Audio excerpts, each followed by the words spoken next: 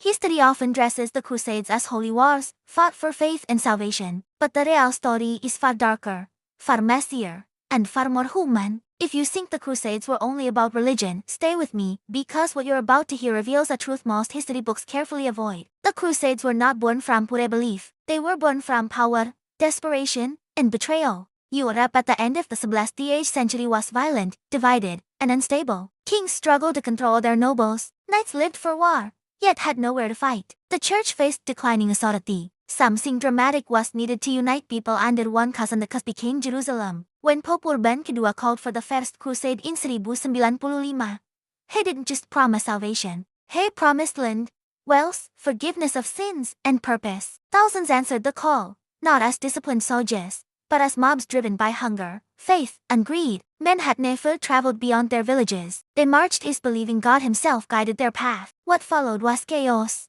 Before even reaching the Holy Land, Crusaders turned on Jewish communities across Europe. Entire towns were massacred. These killings were not ordered, they were fueled by fanaticism and unchecked hatred. This is one of the earliest secrets rarely emphasized. The Crusades normalized violence against civilians long before the first battle in Jerusalem. When Crusaders finally reached the city in 1099, history books often speak of victory. What they rarely describe in full detail is the slaughter. Muslim and Jewish inhabitants were butchered indiscriminately. Contemporary accounts describe blood-filling streets, bodies stacked in temples, and survivors begging for mercy that never came. This wasn't warfare, it was terror unleashed. Yet even after capturing Jerusalem, unity collapsed almost immediately. Crusader leaders betrayed each other over land and titles. Alliances shifted constantly. The idea of a united Christian force was an illusion. Power mattered more than faith. On the other side, Muslim kingdoms were equally divided. They didn't initially see the Crusaders as a united threat.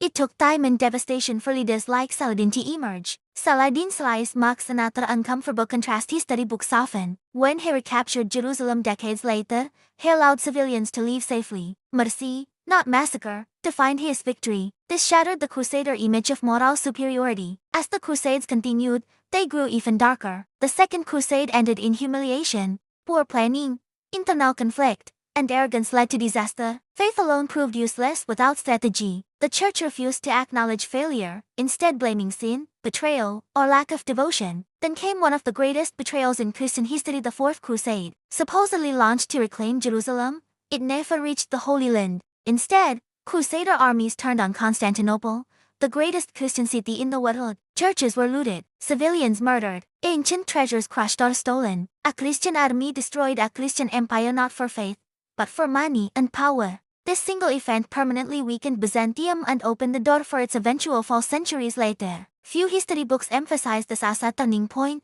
but it marked the moment when the Crusades lost all moral legitimacy. Another hidden truth is how deeply economic interests drove the wars. Italian city-states like Venice profited immensely, transporting crusaders and controlling trade routes. War became business. The Crusades reshaped global commerce, creating networks that enriched Europe while draining the Middle East. The idea that crusaders were noble warriors also fades under scrutiny. Men were brutal occupiers. Entire villages were destroyed if taxes weren't paid. Local Christians often suffered just as much as Muslims under crusader rule. The Holy Land became a battlefield not just between religions, but between empires and egos. As centuries passed, the Crusades lost momentum. Europe changed. Kings centralized power. New wars closer to home mattered more. Yet the damage had already been done. Generations grew up knowing only conflict. Hatred became inherited. Perhaps the most lasting impact of the Crusades wasn't territorial, it was psychological. They cemented the idea that violence could be justified by belief. That ideology would reappear again and again throughout history. What history books often fail to explain is that the Crusades didn't end cleanly.